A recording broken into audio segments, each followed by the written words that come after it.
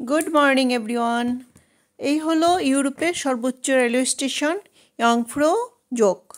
তো আমরা তোমাদের প্রথম দেখাচ্ছি আমি রেলওয়ে স্টেশনটা। আর এই দেখো দুইটা রেলওয়ের যে লাইনগুলি আছে এর মধ্যে কাটা কাটা আছে, সেটা গিয়ারের কাজ করে, গাড়িতে যেমন গিয়ার থাকে সেরকম। আর এই যে আমরা কেবল কার করে এবার উপরে উঠছি, উপরে উঠার থেকে অর্ধেকটা রাস্তা আমরা উঠেছি কেবল কার করে। 11,333 ফিট উঁচুতে অবস্থিত ইয়াংফ্রো জোক।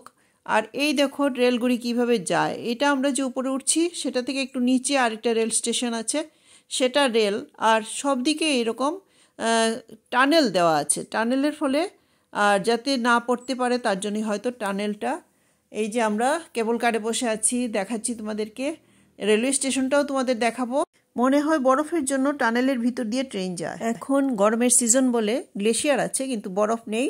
আর মানে ফাঁকা ফাঁকা জায়গাতে ইয়েটাও দেখা যাচ্ছে, পাহাড়টাও দেখা যাচ্ছে। কিন্তু শীতের দিনে আর কিছুই দেখা যায় না, সব ঢেকে যায় বরফে। যে দেখো আমার পিছনে, আমরা তো কেবল কারে আছি, এরপরে গিয়ে ট্রেনে উঠবো, ট্রেনটাও তোমাদেরকে দেখাবো। ট্রেনে যে বসে আমরা যাচ্ছি সব কিছু দেখাবো। ও ট্রেনটা জানি পাহাড়ের উপরে যাও, ট্রেন প্লাস লেক। ট্রেনেরও ইয়াতে লেক আছে। হ্যাঁ হ্যাঁ হ্যাঁ,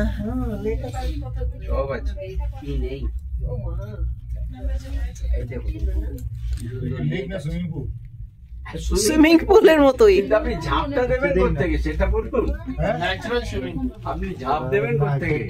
পাশে তো গাড়ি আছে নাকি? গাড়ি তো রয়েছে। এই গাড়ি উঠলো কেমনি করে? গাড়ি না, মেশিন। যাই জুলুক সে উঠেছে তো।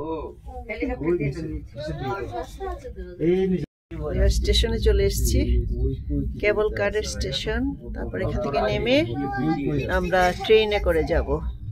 ঠান্ডা হবে। এখন কত ফিট উপরে আছি আমরা? দুজনে হাঁটছে বড়। চলুন রে। মনে হয় না লেগে যাবে, মনে হলো এখন লেগে যাবে। কেবল কার দিয়ে এসে স্টেশনে নেমে এবার আমরা গিয়ে ট্রেনে উঠবো। ট্রেনটা দেখতে থাকো কি সুন্দর। আর এখানে শাহরুখ খান আর কাজলের শুটিং টুটিং হয়েছিল এই ট্রেনের মধ্যেই হয়েছিল, এই স্টেশনেই হয়েছিল। দেখতে থাকো। ট্রেন এসে গেছে, এই যে দেখো ট্রেন। তো বুঝো না, যে দেখো আমরা ট্রেনে উঠলাম, খুব সুন্দর ট্রেন। দিলওয়ালা দুলহনিয়া লে যায়েঙ্গে শুটিং হয়েছিল এই ট্রেনের মধ্যে, এই স্টেশনে, এই স্টেশনে, এই ট্রেনটাতে, এই ট্রেন এই স্টেশনে। হ্যাঁ দেখো দেখো সবাই দেখো, আমাদের গ্রুপের সবাই আছে দেখো। ওই তো স্টেশন।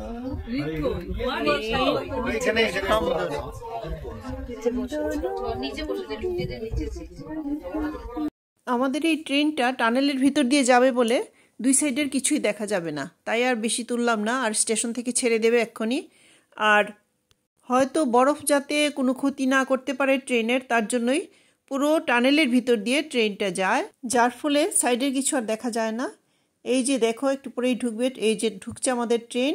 আবার স্টেশনে গিয়ে নেমে যাব। এই যে খুব সুন্দর স্টেশন দেখো, 11,333 ফিট উপরে যে এত সুন্দর ট্রেন স্টেশন বানিয়ে রেখেছে, দেখার মতো একটা স্টেশন, খুবই সুন্দর, চারিদিকে খুব সুন্দর। এই যে সামনে দেখা যাচ্ছে দেখো আরেকটা ট্রেন এসে দাঁড়িয়ে রয়েছে, সেটা হয়তো নামবে একটু পরেই।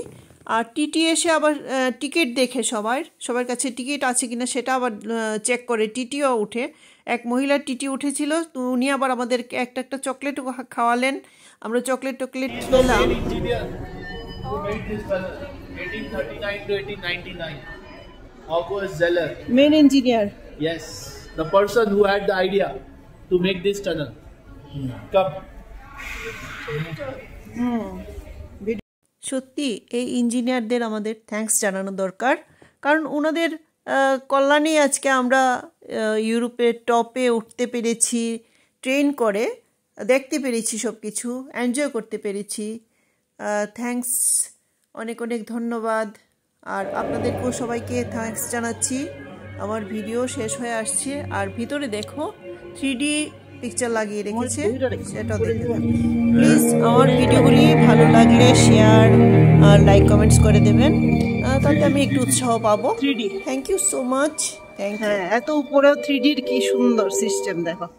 countries and countries that are taking